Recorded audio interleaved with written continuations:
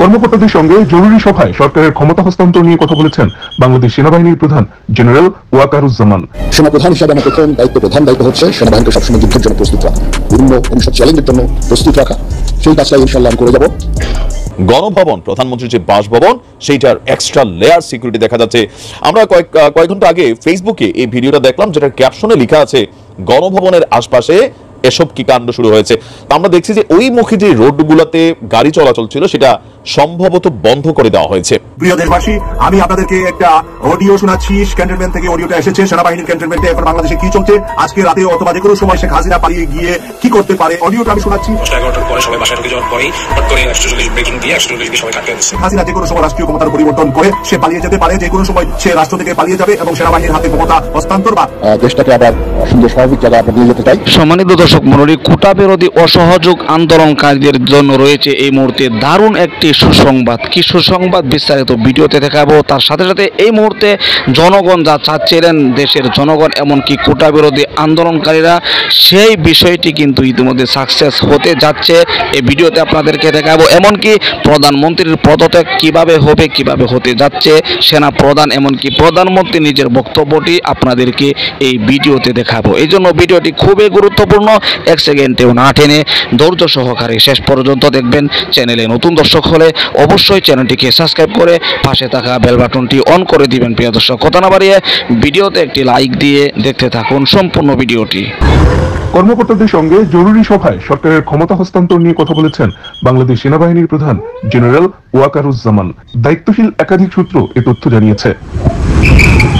শনিবার ৩রা আগস্ট দুপুরে ঢাকা সেনানিবাসের সেনা প্রাঙ্গণে ঢাকা, মিরপুর ও সাভারে কর্মরত সকল কর্মকর্তাদের সঙ্গে মতবিনিময় করেন তিনি। সূত্র জানায়, জরুরি মতবিনিময় সভায় সেনা প্রধান কর্মকর্তাদের উদ্দেশ্যে বলেন, শান্তিপূর্ণ ক্ষমতা হস্তান্তর না হলে দেশ জুড়ে হত্যা, ধর্ষণ, লুটপাট বেড়ে যাবে। তাই ক্ষমতা হস্তান্তর হলে তা শান্তিপূর্ণভাবে হতে হবে। সেনা প্রধান বলেন, সেনাবাহিনী গুলি করার জন্য নামেনি, বিক্ষোভ সমাবেশ করার অধিকার সবার আছে। আমরা জনগণের জীবন ও সম্পদ রক্ষা করতে নেমেছি। আন্দোলনকারীদের বিরুদ্ধে আমরা কোনো সহিংস পদক্ষেপ নেব না, আমরা আর কোনো গুলি ছুড়ব না।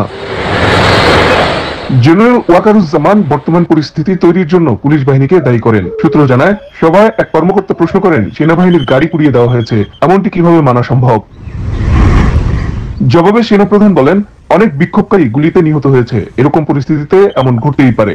আমাদের শান্ত থাকতে হবে। পুলিশ নির্বিচারে গুলি না করলে এমন পরিস্থিতি হতো না। এর আগে শুক্রবার সেনা সদর এক জরুরি বার্তায় এই মতবিনিময়ের জন্য ঢাকা, মিরপুর ও সাভার সেনানিবাস থেকে মোতায়েনকৃত সকল কর্মকর্তাকে সশরীরে কমব্যাট পোশাকে উপস্থিত থাকার নির্দেশনা দেয়।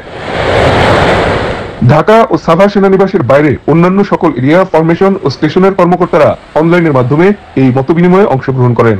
এ বিষয়ে মিলিটারি অপারেশন পরিদপ্তরকে নিরাপত্তা ব্যবস্থা নিতে নির্দেশনা দেওয়া হয়।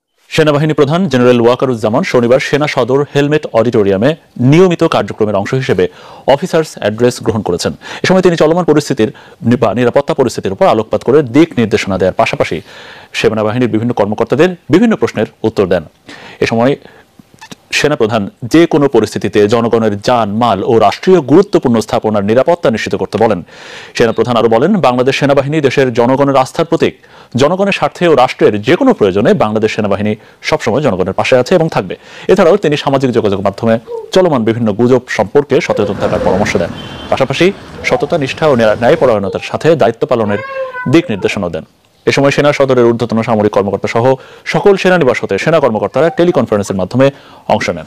সেনাপ্রধান হিসাবে আমার প্রথম দায়িত্ব হচ্ছে সেনাবাহিনীকে সবসময় যুদ্ধের জন্য প্রস্তুত রাখা, বিভিন্ন ভবিষ্যৎ চ্যালেঞ্জের জন্য প্রস্তুত রাখা।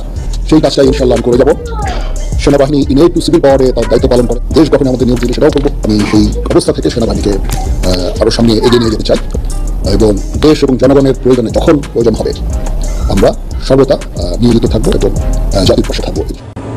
আসসালামু আলাইকুম, আমি নাইম, দক্ষিণ কোরিয়া থেকে।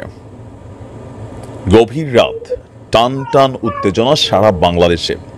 সতর্ক বিজিবি, সেনাবাহিনীর সদস্যরা, পুলিশ, গোয়েন্দা, র্যাব, পাশাপাশি আমাদের আরো যে আইন শৃঙ্খলা বাহিনীর সদস্যরা আছেন। আজকে এই ছাত্রদের এক দফা দাবির মধ্যে একটা ঘোষণা ছিল, প্রয়োজনে আমরা গণভবন ঘেরাও করব, প্রয়োজনে আমরা জেল ভেঙে আমাদের ভাইদেরকে মুক্ত করব। একটাই দাবি, প্রধানমন্ত্রীর পতন এই সরকারের পতন দাবি করছে। স্বাভাবিকভাবেই দুশ্চিন্তা তৈরি হচ্ছে, আর এই দুশ্চিন্তা থেকে গণভবন, প্রধানমন্ত্রীর যে বাসভবন, সেইটার এক্সট্রা লেয়ার সিকিউরিটি দেখা যাচ্ছে। আমরা কয়েক ঘন্টা আগে ফেসবুকে এই ভিডিওটা দেখলাম, যেটার ক্যাপশনে লেখা আছে গণভবনের আশপাশে এসব কি কাণ্ড শুরু হয়েছে। তো আমরা দেখছি যে ওই মুখী যে রোডগুলোতে গাড়ি চলাচল ছিল সেটা সম্ভবত বন্ধ করে দেওয়া হয়েছে। এপিসি, সেনাবাহিনীর যে এপিসি আর ট্যাঙ্ক দুটো আলাদা জিনিস। এপিসির অবস্থান আমরা দেখলাম, সেনাবাহিনীর শক্ত অবস্থান দেখলাম, আরো নানান ধরনের অ্যাক্টিভিটিস দেখলাম। কারণ প্রত্যেকেই যারা এই আন্দোলনটাকে সরকার পতনের আন্দোলনের দিকে নিতে চায়, আপনি দেখবেন যে সবাই একটা বক্তব্য দেয় যে গণভবন ঘেরাও করো, গণভবন দখল করো। তো এখন গণভবন দখল করলেই কি আসলে সবকিছু শেষ হয়ে যায় কিনা আমার আসলে এতটা জানা নাই। তো যদি এমনটাই হয় তাহলে স্বাভাবিকভাবে গণভবনের নিরাপত্তায় আজকে সর্বোচ্চ পরিমাণ আসলে কখন কি ঘটে সেটা বলা যায় না। কারণ আমি যখনই নিউজ করছি তখনও দেখছি শহীদ মিনারে হাজার হাজার মানুষ এখনো জমায়েত আছেন। আজকে রাতের আধারে অনেক কিছুই ঘটতে পারে, সবাইকে সাবধান থাকার আহ্বান জানাচ্ছি। আর পাশাপাশি আইন শৃঙ্খলা বাহিনীর প্রধানদের সাথে জরুরি বৈঠকে বসেছে স্বরাষ্ট্রমন্ত্রী। সারা দেশে চলমান আন্দোলনকে ঘিরে সংঘাত সহিংসতার পরিস্থিতিতে আইন শৃঙ্খলা বাহিনীর প্রধানদেরকে নিয়ে জরুরি বৈঠক ডেকেছেন আচমকা স্বরাষ্ট্রমন্ত্রী। বিকাল 5টায় স্বরাষ্ট্র মন্ত্রণালয়ের সভাকক্ষে আপনার এই বৈঠক অনুষ্ঠিত হয়েছে। আপনার 19 জুলাই রাতে যখন দেশে কারফিউ জারি করা হয়, সঙ্গে সেনা মোতায়েন করা হয়েছিল। এখন নতুন করে সম্ভবত আবারও কারফিউ আসারই সিদ্ধান্ত নেওয়া হচ্ছে। কারণ আমরা দেখেছি সেনাপ্রধান তিনিও আপনার সেনাবাহিনীর যারা ঊর্ধ্বতন কর্মকর্তা আছেন তাদের সাথে বৈঠকে বসেছিলেন, বিভিন্ন ধরনের নির্দেশনা দিচ্ছিলেন ভার্চুয়ালি এবং সরাসরি। তারাও অবস্থান নিয়েছেন, বিভিন্ন ধরনের বক্তব্য বা ফেসবুকে গুজব টুজব আরও বিভিন্ন ইস্যুতে সেনাবাহিনীকে আপনার দিক নির্দেশনা দিয়েছেন যেন মিসগাইডেড না হয়। আর পাশাপাশি গণভবনে প্রধানমন্ত্রী এই মুহূর্তে আপনার বিভিন্ন শ্রেণী পেশা বা বিভিন্ন সেক্টরের যারা আছেন প্রধান, তাদের সাথেও মত বিনিময় করছেন, নানান ধরনের আশ্বাস দিচ্ছেন। কিন্তু এই মুহূর্তে কোথাও না কোথাও এগুলাতে একটা ডিফারেন্ট সিচুয়েশন তৈরি হচ্ছে। দেখেন, আমি হয়তো বলি, অনেকেই বলে না, কিন্তু সিচুয়েশনটা এইটাই হয়ে আছে।